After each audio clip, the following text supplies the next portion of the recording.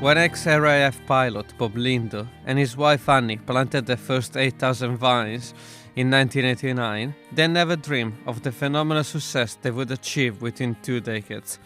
They had bought their farm in the heart of the Cornish countryside several years earlier. Second generation Sam Lindo is now in charge of winemaking and continues to grow and develop the reputation of Camel Valley, and is our guest today. With him, we discuss what it's like to grow vines in Cornwall and what challenges they face, and the wines of Camel Valley, their sparkling and their still. We paid particular attention to their still made from Bacchus, the UK call for Sauvignon Blanc. Interested in Camel Valley was the first single appellation granted in the UK for a Bacchus. With an excess of 1,500 hours of sunshine each year, Cornwall is one of the sunniest areas within the UK, but as Sam explained, only a few pockets of land can actually be planted with vines. Hi, I'm Mattia Scarpazza, and this is the Looking Into Wine podcast. Wine and winemaking can be complex, but this podcast has a simple mission. We want to give you the skills and tools to harness your passion about wine. Through this series, we will shine a spotlight on some of the different regions, process, and concepts that shape the fascinating world of wine. I hope you enjoy the show and your own journey looking into wine. Welcome to the Looking Into Wine podcast. I'm Mattia Scarpazza, your host, and today with me is a second generation winemaker of Camel Valley in Cornwall, Sam Lindo. Sam is the son of Bob Lindo, who in 1989 decided to plant the first vines at Camel Valley with great success. Following his father's footsteps, Sam has been awarded 3 times Winemaker of the Year, and Camel Valley wines have won many medals at international wine competition over the years. Welcome to the show, Sam. Thank you, Mattia. Great to be here. Thank you. So 40 years in the making, over 40 years, and it's quite a long time. So why did your father decided to plant vineyards in the first place? I don't know, we keep asking my parents often, but we never get a straight answer. But my take on it essentially is we used to farm sheep, and in 1988 it got very hot and it was very difficult to grow grass, and we had to move the sheep onto other farms. And I think because it was so hot, my parents thought they'd plant some vines, and we had a lot of lamb to eat at that time, so I think they just thought they might have a lot of wine to drink as well if they couldn't sell the wine. So they never envisaged it being anything other than just getting on with it and making the wine, really. So and then it grew, and we are now after 40 years. Yeah, how many hectares do you have now? How much the wine business grow over the year? So we're 7 hectares on the Camel Valley site, and we also have other people that grow for us, so another 15 hectares as well. So about 22 hectares altogether. Wow. And it was funny you were saying how your father noticed that the grass was burning. It was because I was reading, and Cornwall is actually one of the warmest areas of all England, and you have one of the most milder climates for that latitude. Yeah, but that generally includes the winter, and because of the sea influence, it makes the winter a lot warmer. So when you just look at the summer, which is what we're interested in growing vines, in the southeast of the UK, there's a lot more sites where you can grow vines. But actually in Cornwall, if you look in the summer Met Office, there's on the weather map, you'll see a little tiny spot of red that goes from us to Newquay, and then in the southeast there'll be a lot more red. So there are very warm pockets in the summer in the Cornwall, generally away from the coast and very sheltered, in the centre of Cornwall. That's where the warmest spot is. And we didn't know we were in the warmest spot. We didn't know what it would be like to grow grapes here until we started and we got grapes. But retrospectively, that's what we appreciate in Cornwall, is that we're the furthest away from the sea that you can be, but to the west of Bobbin Moor. So we have the lowest rainfall as well as the highest temperature.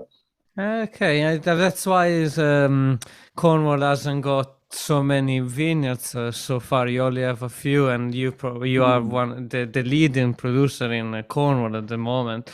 And what wine are you making at the moment? Just for the listeners so to understand what you're producing, what is the production of wines. So we really try and, we love an easy life, and it's really important that we make wines that are appropriate to the grapes that we get growing grapes in this climate. So they tend to be very light in flavour, delicate characters, delicate aromas, a really nice acidity. So this makes very light white wines, and then is also very good for traditional method sparkling wine. So generally, white and rosé is what we specialise in, and the wines that we make are really good, and you can't make them anywhere else in the world, which is very important. So we used to make red wine, and it used to be, and it was kind of like red wine from somewhere else, but not really as good and not special. Whereas the wines that we make are special, and it's easy for us to make them. Yeah, and I mean you have also one of the you had the first PDO in the UK for um your designated area for your Bacchus. Why that particular vineyard? Why Bacchus? What can you tell us about this particular Well, vineyard? The Dynamo Bacchus PDO was a very interesting exercise. So what happened is they decided to transpose all of the wine, DOCG and the AOC, and they transposed it all into the PDO and PGI system when the EU were doing it for all foods, not just wine. And so at the time, you could apply for a new PDO. And my dad, being my dad, decided, well, we'll apply for the single vineyard Donegal Bacchus PDO. And just to be the first and just to be someone, to do something interesting. And uh, DEFRA decided to let us do it and back us because they wanted to see how it was going to work and to see what other things were going to happen. So they decided to let it go. Now, what was really interesting, we were just applying for the sake of it, but actually there's a process and you have to evidence certain things. So you have to evidence the unique geology, the unique grapes, and you have to provide independent evidence for how the wines taste and everything like that. And so actually, as we went through the process, we learned that it was a very unique place and it does make a unique wine, and it was being recognised for this in tastings and things like that. And luckily for us, Darnabol doesn't exist anywhere else in the world. So when you Google it, it just comes up with everything about the Darnabol Bacchus. So it's pretty easy for us to collect this independent evidence. That's And nice. an ex-university was doing a study on geology in vineyards, and they Uh-huh. happened to map out, and they actually found this unique subsoil under the particular field that was unique in the whole of the river valley as well. So strangely enough, it is a very unique site and makes a Okay. unique wine. Was And yeah, so was there a chance? it was a self-fulfilling prophecy. that, And tell me something. Do you? I mean, I know that in England there is this love for and the disparagement for the white chalks, but you don't get that in Cornwall. Do you have any other sort of what's the soil that you find in your that's a area? very good. It's a very good question, really, because all of our growers have got a similar soil type to us, and we recognise that we were on a loam soil. Now, in the Bordeaux, a loam soil is you get quite fruity wines, and you don't really get a, a sense of the terroir because you just get this over fruit in the wines. Now, being in a very cool climate, it just means you get a little bit more fruit character of the wine, so it just makes the wines a bit nicer and easier, and the grapes easier to work with. And we chalk is great, and but you have to age your wines, your sparkling wines, for much longer, really. Whereas being on a loam soil, the wines are great when they're young, and you don't have to wait. And yeah, it's easier Yeah, than being on chalk soil. and So yeah, all of that. you like your fruit and your wines, and I mean I do remember trying most some of your sparkling wines, and there's this beautiful fruit into them, which just makes it very appealing and also age worth. I remember trying some. It was like 8, 9 years old, and it was beautifully wise. But you Yeah, I think my also, dad, too, he always said that when he was making wine that you're preserving fruit, and it's not quite yeah, like raisins or jam, but you want the fruit that you're preserving. So that was his philosophy at the yeah. beginning. And you're also working with grape, which is Sauvignon Blanc, a lot, which is very unique to England, and unique to Camel Valley. Why you like Sauvignon Blanc, and what do you use it for? Well, Saval mainly goes into our main sparkling, our brut. It's disease resistant, so it's very easy, particularly in a year like this year, with there is a lot of disease pressure. It crops very well. We make an excellent wine from it. It's similar to Chardonnay to look at, to ripe Chardonnay, but it'll have a little bit more fruit than Chardonnay, but it'll still have the acidity. But yeah, I think it's definitely easier for us to grow down in Cornwall than Chardonnay. It's a very good, reliable grape, and probably the reason that we remained in the wine industry was because we planted Saval at the beginning, and it's one of the few varieties that would grow back in 1989. Yeah, and I mean, definitely the weather has changed drastically over the last few years, and then I know that like 2003 was a big vintage for English wine. Was a big shift. How much of this change have you seen since you what changed for you in? There's been a big change, really. I wouldn't say it's changed. We kind of make wine from unripe grapes, and that's why we get these really nice, delicate characters. And I think that the picking date has moved forward a couple of weeks, the average, which means we're not trying to pick in November. And also the flowering conditions are much better, and it's warmer summer, so we're getting bigger crops. But we're still making the same kind of wine. So life is just easier for us to do what we have always been doing in terms of the winemaking. Yeah. But we're ready to change the winemaking. So we don't do any whole bunch pressing. We crush all of the grapes. But as the grapes will become riper, we'll have to probably do some whole bunch pressing to reduce some of the character if that comes. But at the minute, we've benefited from having bigger crops and earlier picking so far. But we're still very worried about big weather events that could potentially be happening in the summer, like heavier rain and hail and things like that. So Yeah. we just don't know. Which I mean, vintage variation is a big thing in England. I've been here for a number of years, and every year has been very different, and has not. But the good news for us with vintage variation is it just means you have more or less grapes normally, but you have the same quality. Yeah. Which I'd rather, in Bordeaux they have the same amount of grapes, but the quality changes every year. So I'd much rather be here where we make lots of good wine or not very much good wine. Yeah, and I wanted to speak about your sparkling wines because obviously it's the center of your operation as well. And I was quite interested to speak about your rosé because it's the one is winning the most award and is the one is. I mean, I tried it; it's fantastic. How do you make it, and what sort of what is it about? So we have a strangely unique process. You wouldn't think it would be, but we crush the grapes, and that means you get a little bit of color will come out of the skins before pressing, and that's where the pink color comes from. And actually, we never set out to make rosé. We crush the grapes, and the pink color is actually a byproduct for the way that we process the grapes and we extract the juice from the grapes. And so we're never trying to achieve a certain color or do a certain thing, but really, it is the very easiest thing for us to make. Most of the Pinot we can crush, press, and it's pink, and it makes good rosé sparkling. And I think actually we won a gold medal again this year in the International Wine Challenge. So 9 vintages out of the last 10, we won a gold in the International Wine Challenge. So.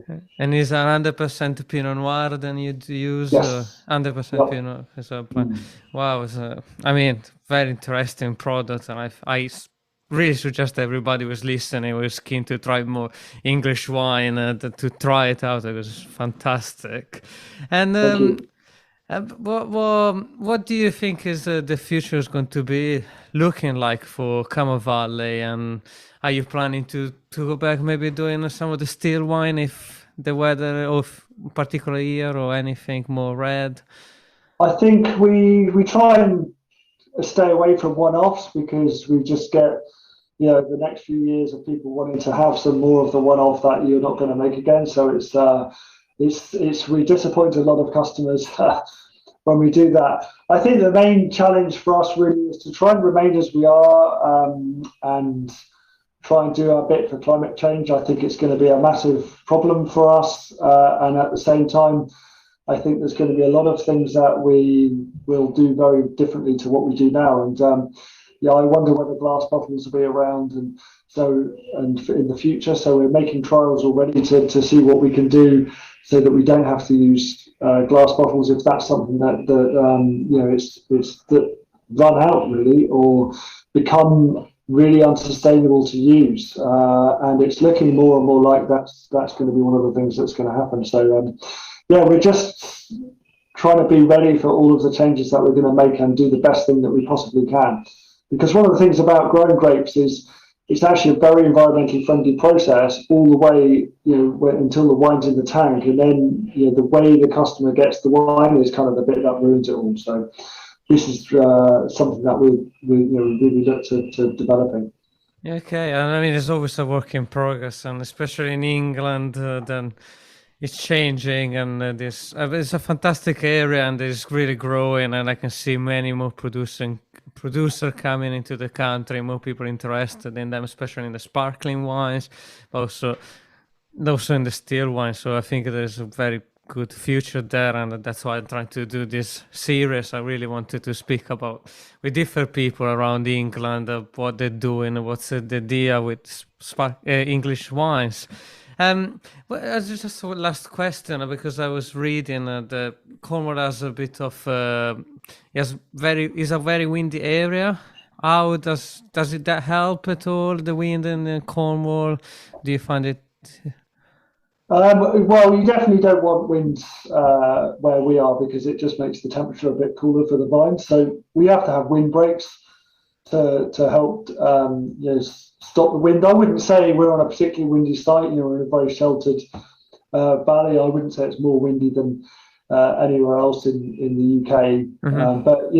But remember, a lot of the averages that you see in Cornwall are to do with the coastal areas and not necessarily inland. So it's definitely something that we have to make sure we have windbreaks. Yeah, the windbreaks, you mean like trees or anything that stops the blowing. Okay, I mean, Sam, I really appreciate your time here today. I know we're crashing on time and everything, and I really wanted to have you on the show because I really think your wine are fantastic, and I did try a few of them, and I was very keen to speak about Cornish wine and the future there, and also one other thing I must say, then you also open for tourists, and anybody who is going down to Cornwall on holiday is probably welcome to go and visit you. Oh yeah. I mean, that's what one of the reasons we're here and everyone knows about us is we've had a lot of people who come and visit, and it's one of the things that we do best, or we like to think we do very well. So come and visit. Absolutely. Thank you for your time, Sam. Thanks, Mattia. Today's episode was with Sam Lindo of Camel Valley in Cornwall. If you enjoyed this podcast, remember to hit the subscribe button and to tell your friends about it. Be sure to go to mattiascarpazza.com to subscribe to the mailing list. And you can find Looking Into Wine on Apple Podcasts, Spotify, Amazon Music, and every major listening app.